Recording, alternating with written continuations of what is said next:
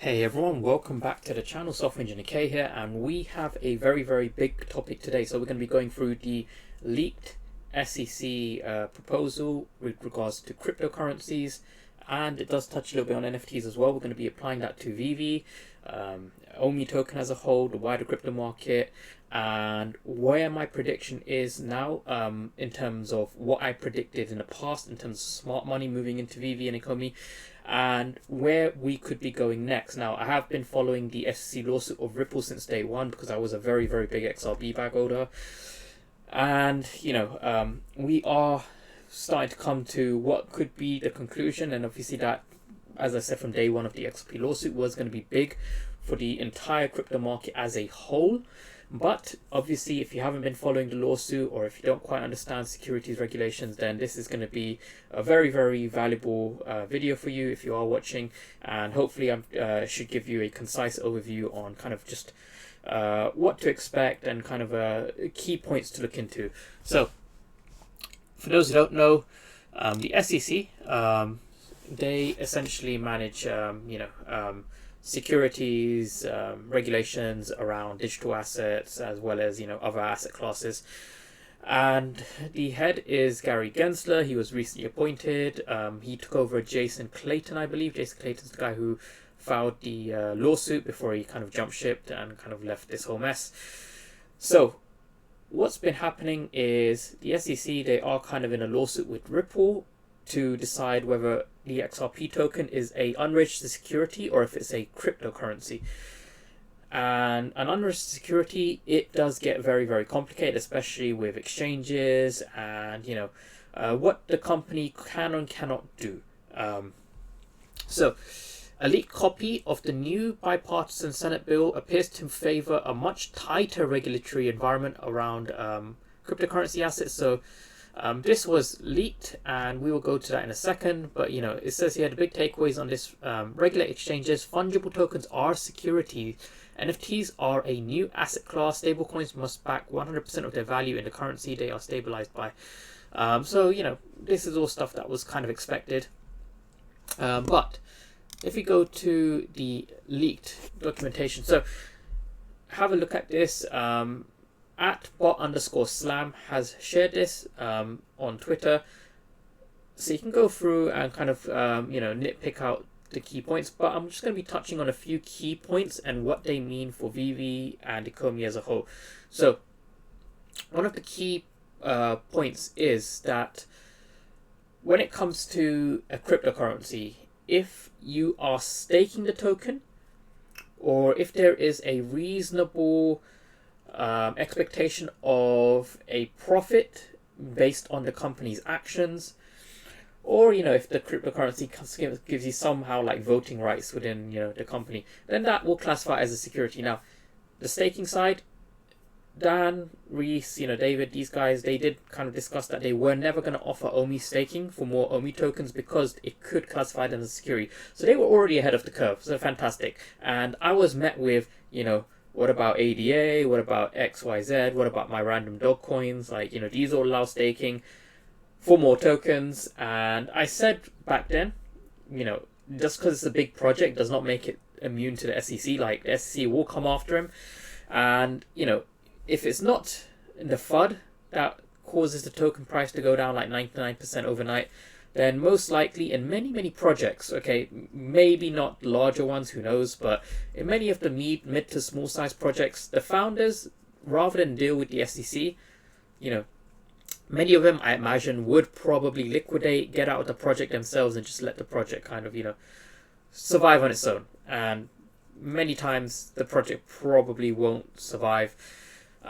Essentially, a rug pull. And many of these meme tokens that do kind of do things in their own way whilst ignoring regulations, they will probably die. And what's going to happen with all the money in these projects? A lot of that money is going to flow it back into projects which are safer with a reasonable, expectation of success.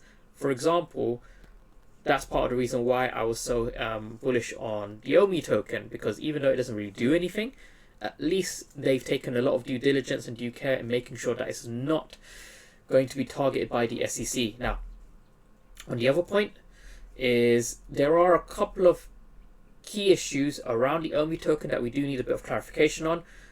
They stopped doing the buybacks because the buybacks is an action the company is taking that, will give a reasonable expectation of a, return on your investment based on that company's actions.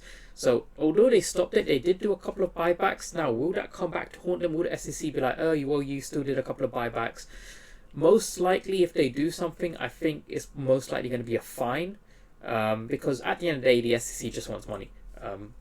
If you want to fight the SEC, then you're going to end up in this kind of mess that Ripple's in. But Ripple does believe that they're going to win, so we'll have to wait and see what happens. So yeah, that's one key aspect is, the buybacks. Now, the other one is their initial coin offering.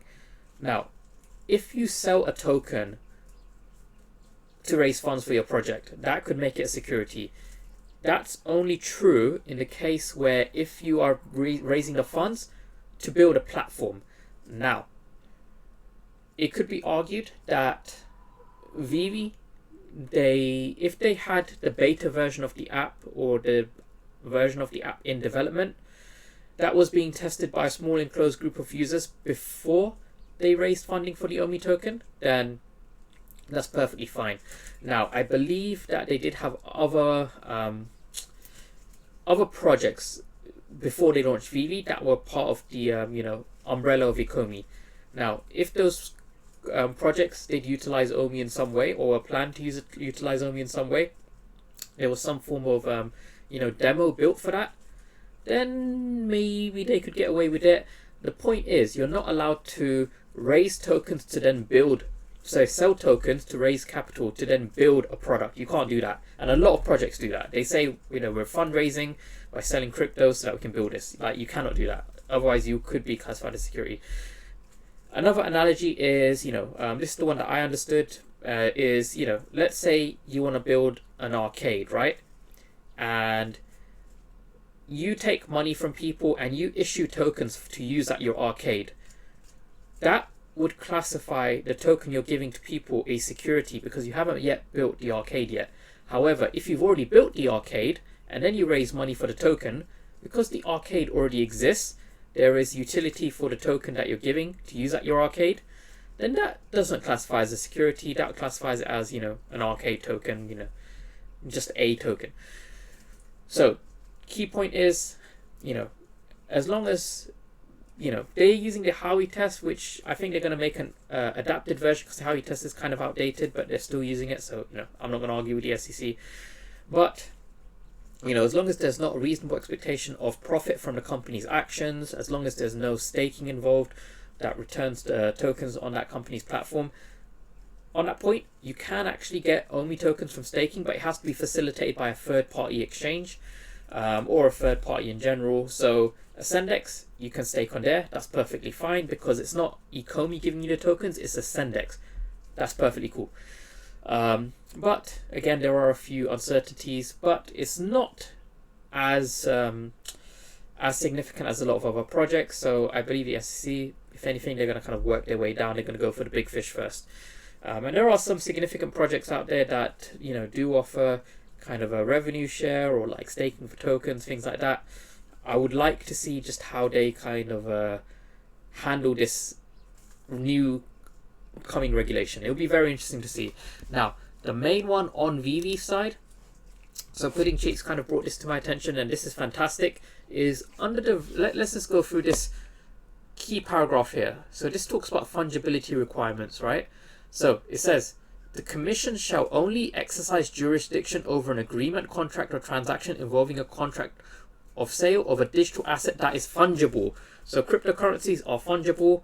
NFTs, as we know, are not non-fungible. I mean, it's in the name, non-fungible token. So it says here, which shall not include digital collectibles and other unique digital assets. So they're specifically saying that, they're only going to go after cryptos. They're not going after NFTs. NFTs are exempt for now, but they are exempt. So that's really, really cool. And the fact that they use the term digital collectibles, that's, again, a lot of people understand digital collectibles as NFTs because it's a it's a fairly self-explanatory term. So that's really, really good. This again goes to show that the Ecomi team, they were on top of it, from 2 years ago. Basically the entire OMI utility program is based around the NFTs. So staking your OMI for NFTs is okay. Staking your OMI tokens for more OMI tokens is not okay within the VeVe platform. Now this is where they can start to play around with this as a bit of a loophole. And this is where I believe, Dan, David, all these guys at the Ecomi team, this is where they were kind of planning ahead of the curve, right? So if you were to stake your OMI tokens and you get given, like a super rare NFT for doing that, if you sell that NFT for gems and then cash out those gems, you're technically earning from staking your OMI tokens, but it's indirect and it's being done in a regulatory compliant way. And that is kind of like where I believe they were going at. And I believe that is what's going to happen. I don't doubt it. So, OMI, relatively safe compared to a lot of cryptos. They planned ahead for this. And the other point is they registered this token as a utility token in Singapore. And they did this with the foresight that they knew something like this was going to happen. And by doing so, they've protected the token even more.